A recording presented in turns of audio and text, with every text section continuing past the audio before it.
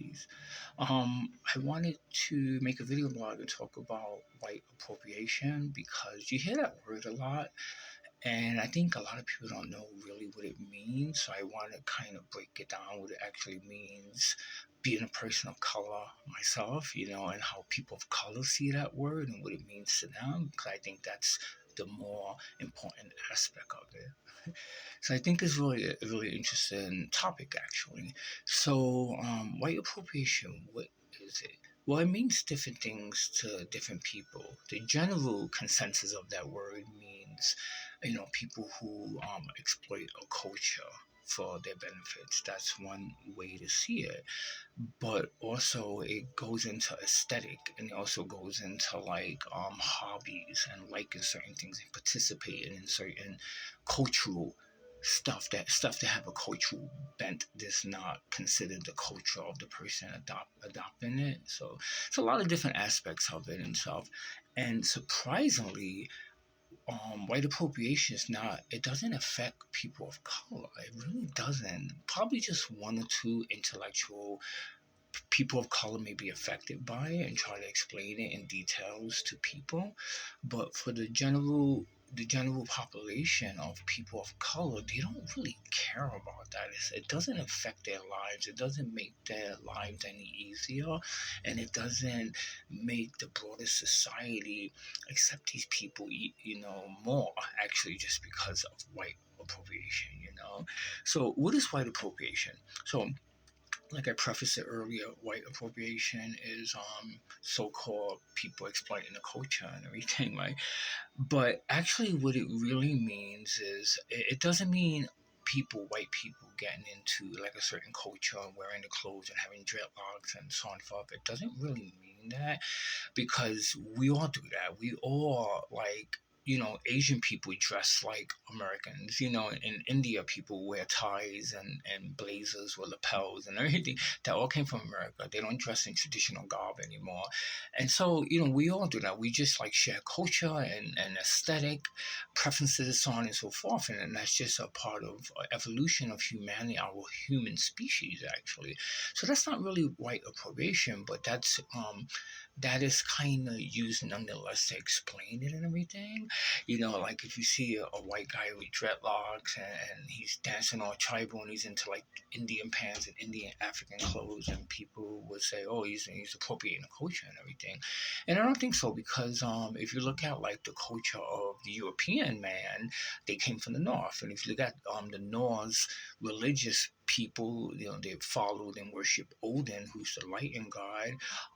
They were very tribal. They actually had cornrows in their hair, and they actually wore braids, and I mean for like thousands of years, and they were tribal, and they lived in the forest and so on and so forth and everything.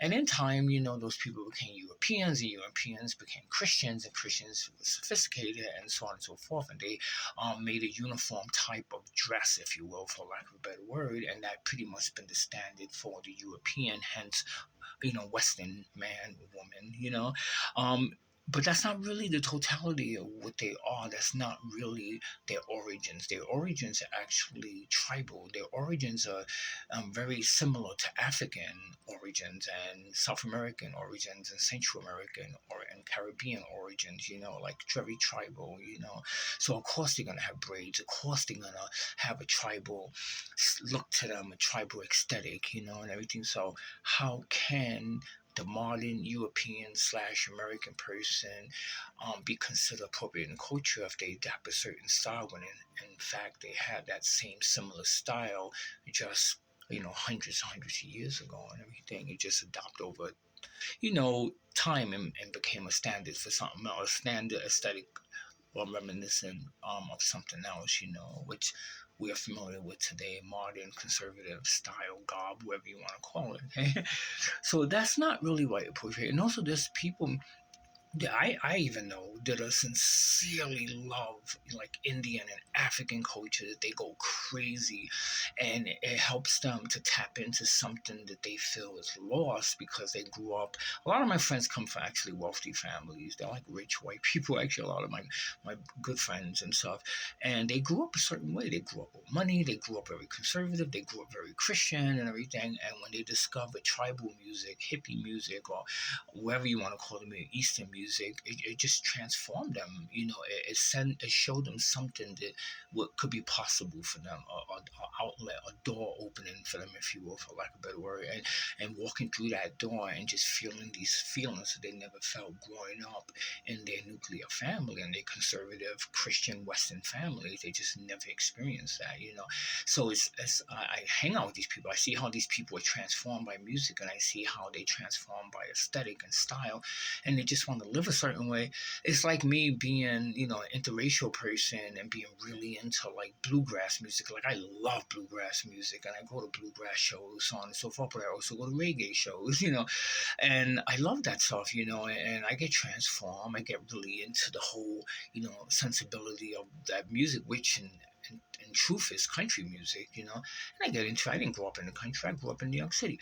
But I become a country person when I listen to the music. So that's not, appropriation or culture, that's just being into something and being transformed and transfixed on the stuff that you're interested in. So I run across that with my friends a lot. So that's not white appropriation, but some people see it that way. And surprisingly, the people who don't like white appropriation is actually white people. That's the funny thing about it.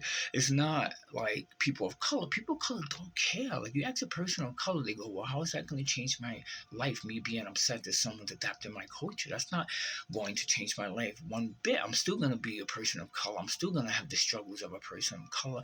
Me being upset because someone's wearing the same clothes as me is not really gonna, further my happiness on this planet and this biased planet. That's how they would see it.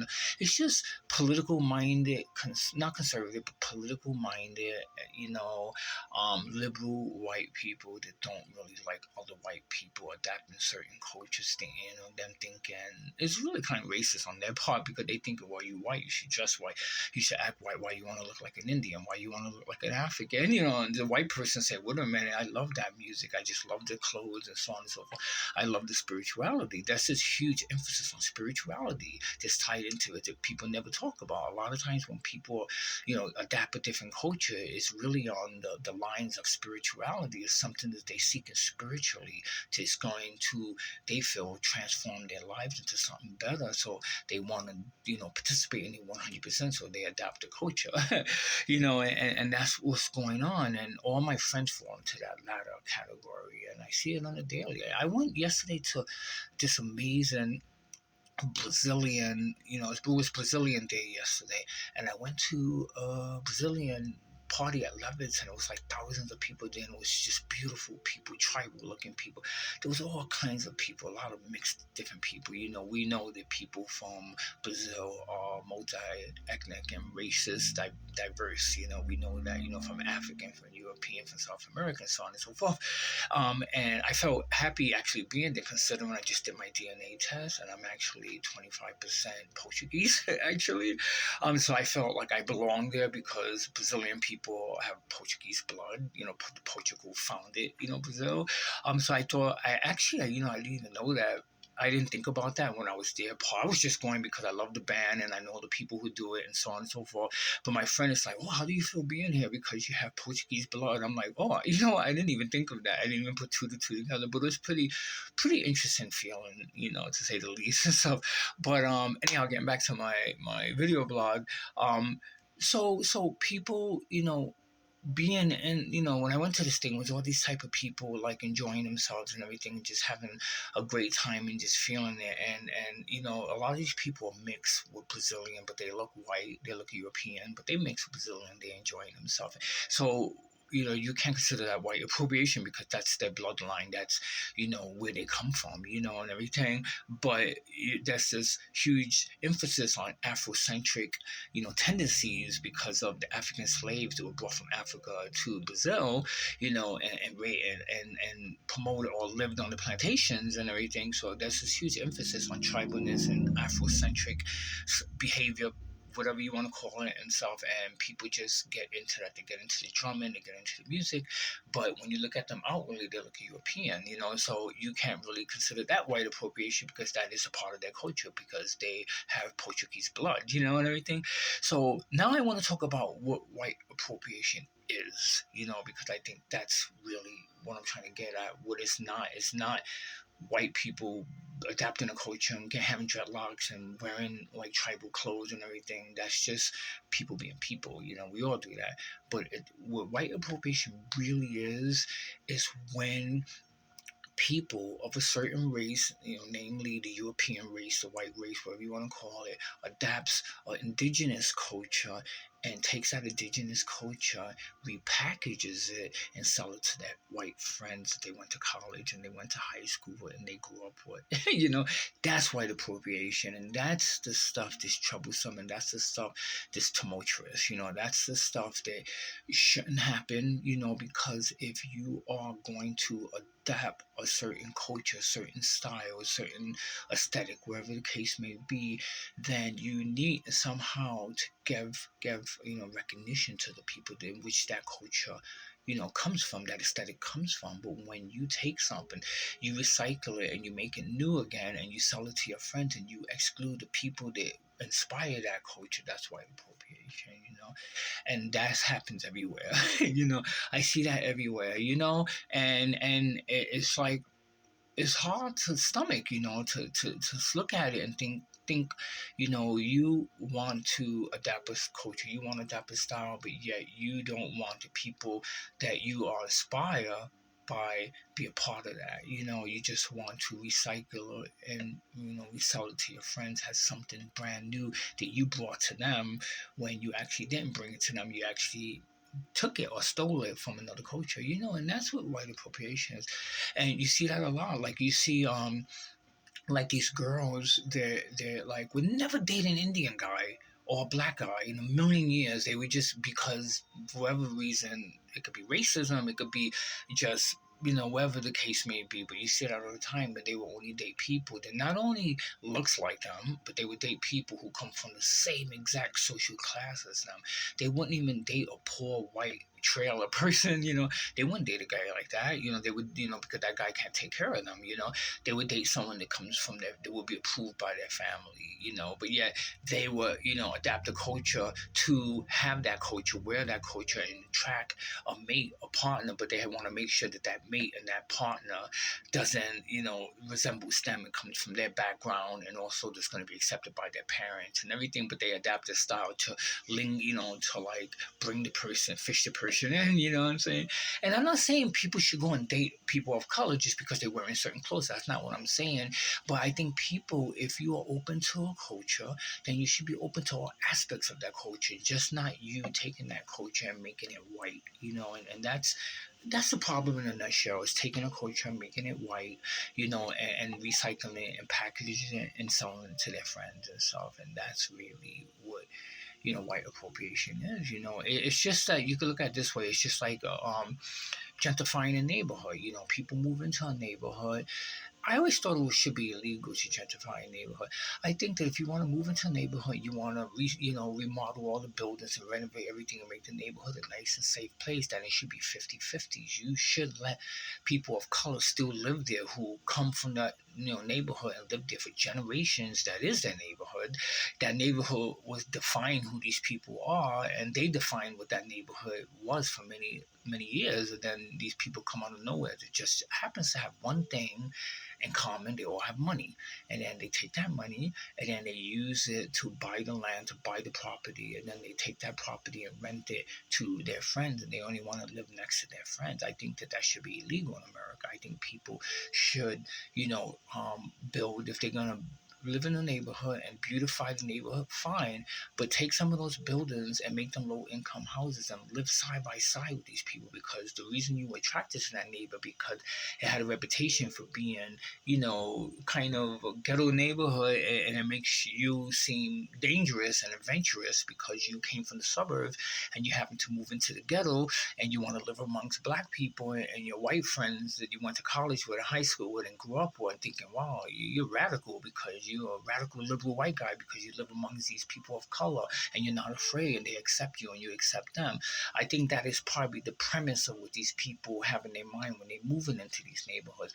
But as soon as they move into these neighborhoods, they start to feel a sense of entitlement, and they start to feel this feeling that they don't really belong there, that they feel uncomfortable. They start to feel uncomfortable when they start to see these people of color walk around, and then they start to make these decisions in the back of their brain that they just don't want to live around these people because these people don't come from their social class, And so what they do is they start buying up the property, they hike up the rent, they know that these people can't afford the rent, and they sell those properties to their friends because they, in the end, going to feel more comfortable living amongst their friends that they grew up with and went to high school with, went to college with, that look just like them and comes from their social class. And that's what gentrification is. And we see it everywhere, man. I always thought it should be illegal. I never said it should be abolished and it shouldn't happen. I think it's cool that people want to beautify neighborhoods and change it and renovate buildings and make neighborhoods pristine and beautiful, and everything. I think that's wonderful and everything, but don't do it at the expense of the indigenous people, whatever you want to call it, the ethnic group that have been living in that, neighborhood for generations, and not it's just kind of hypocritical, and everything. And so that's a form of white appropriation and everything. But like I said, just like the preface it earlier about saying that you could adapt a style, you could dress a certain way, you could, participate in the culture and be in it 100%, and you should be accepted as being a person that wants to be in that culture, because we all do that. But don't take the culture, hog it up for yourself, and cycle it and resell it and repackage it and sell it to your friends as a new entity, if you will, and just exclude other people, and you see that like in spiritual.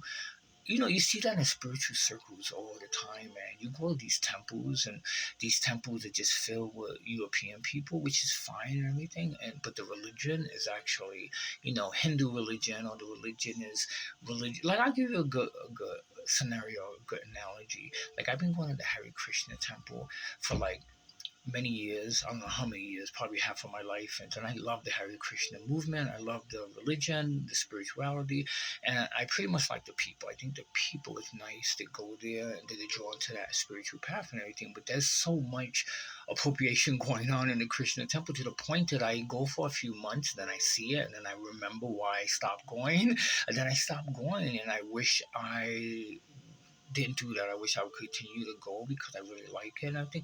But there's so much white appropriation going on in the Krishna temple that kind of is tumultuous to me and everything, and I can't do anything about it for the simple fact that I'm a person of color, and people of color in the Hare Krishna movement don't have power. It's the white suburban people who adapt the Eastern, Hindu religion and join the Krishna movement, and they make it very white.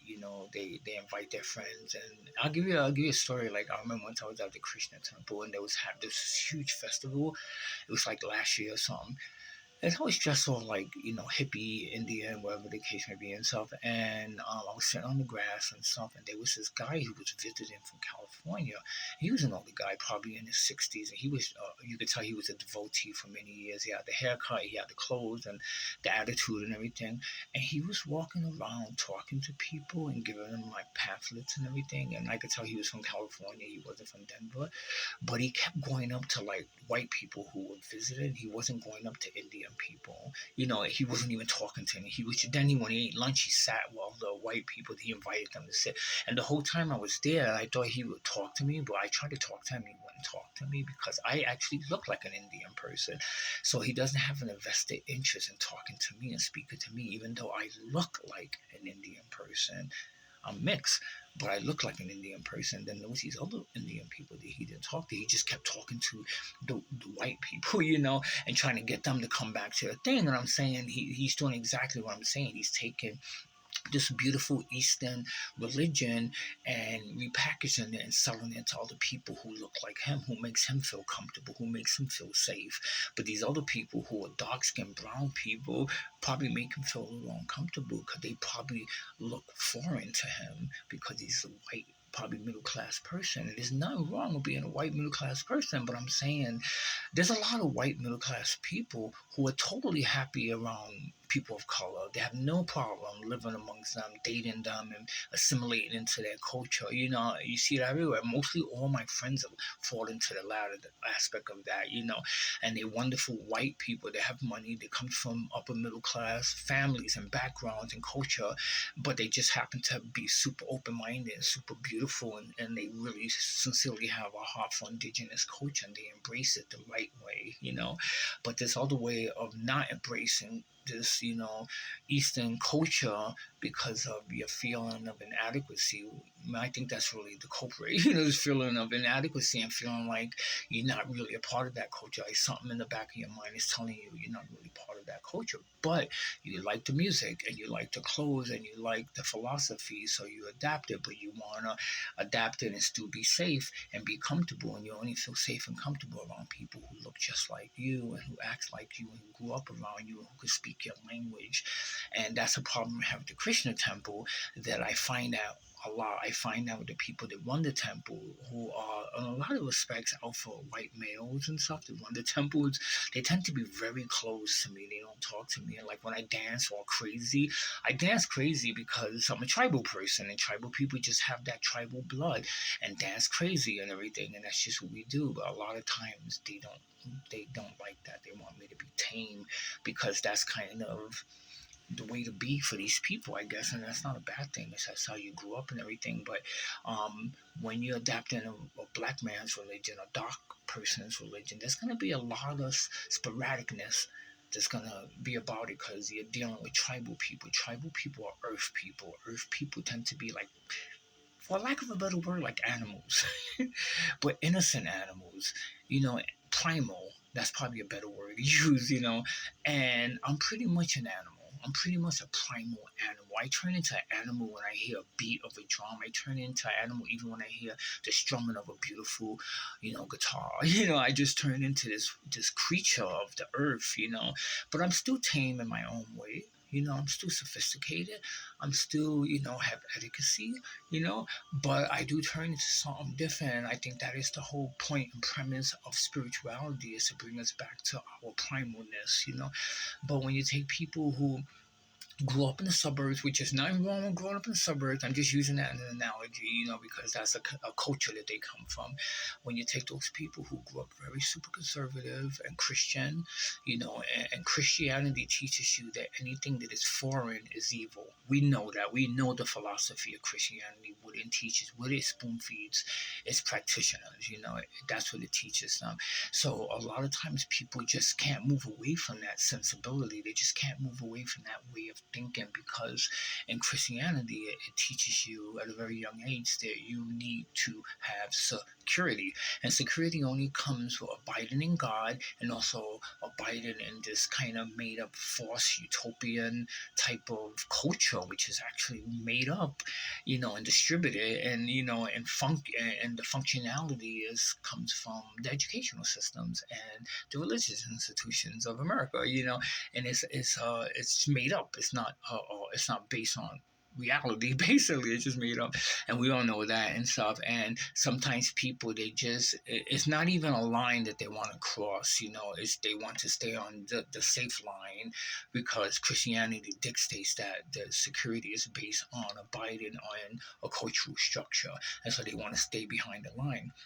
The other side of the line is what they really seeking in their heart, which is to be liberated from the latter line. You know what I'm saying?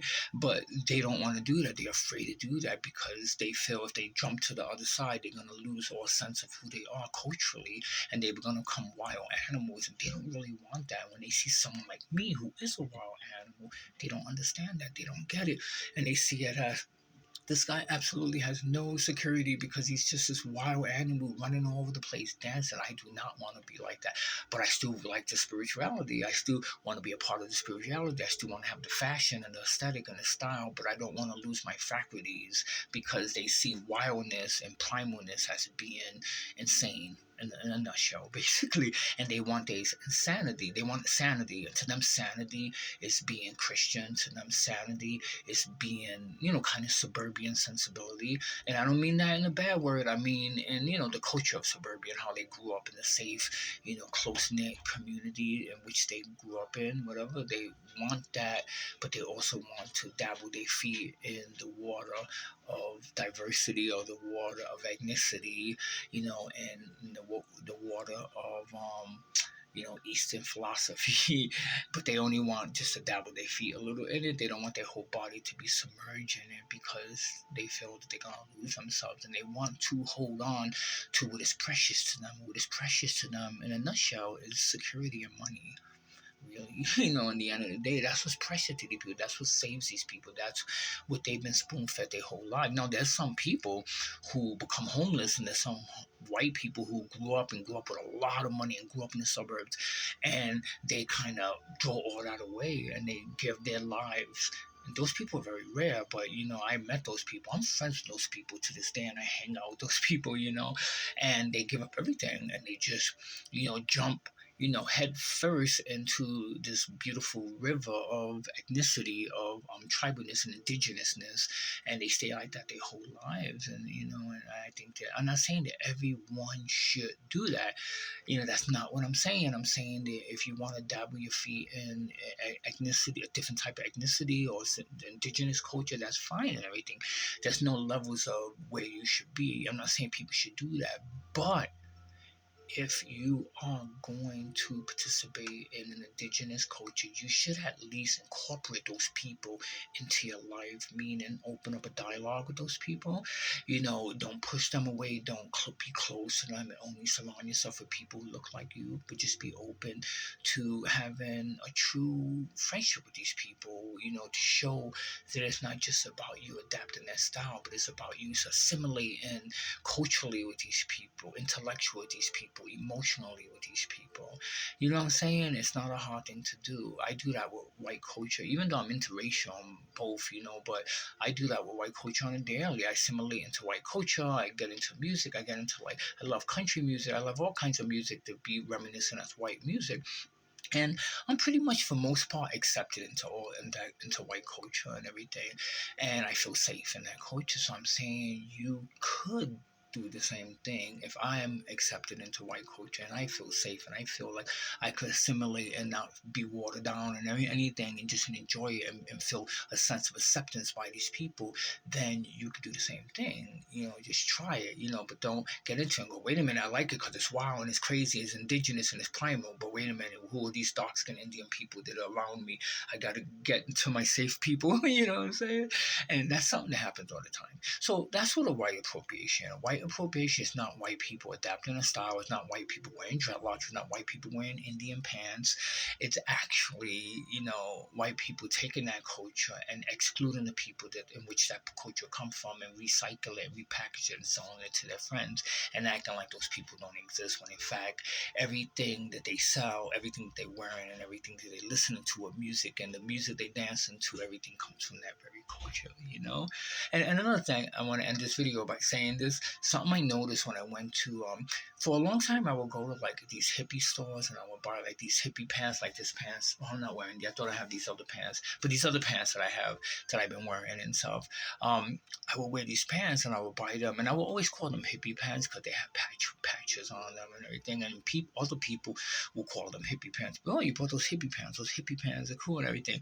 And when I went to Juneteenth, there was all these African people selling African clothes and everything. And I told the guy, I go, oh man, I love these hippie pants. And the guy looked at me and he goes, those are not hippie pants, those are African pants. And I just realized that all the hippie pants and all the hippie clothes that I've been calling hippie clothes for such a long time are actually Indian and African clothes, that white people pretty much appropriated and stuff. But I just think it's funny because I never thought about that. I just always called it hippie clothes and stuff. I go, wait a minute, those are actually Indian clothes. And you go to India, those clothes are everywhere, but here you call them hippie clothes. I just think that's really interesting. But anyway, that's the end of my video blog. I gotta go.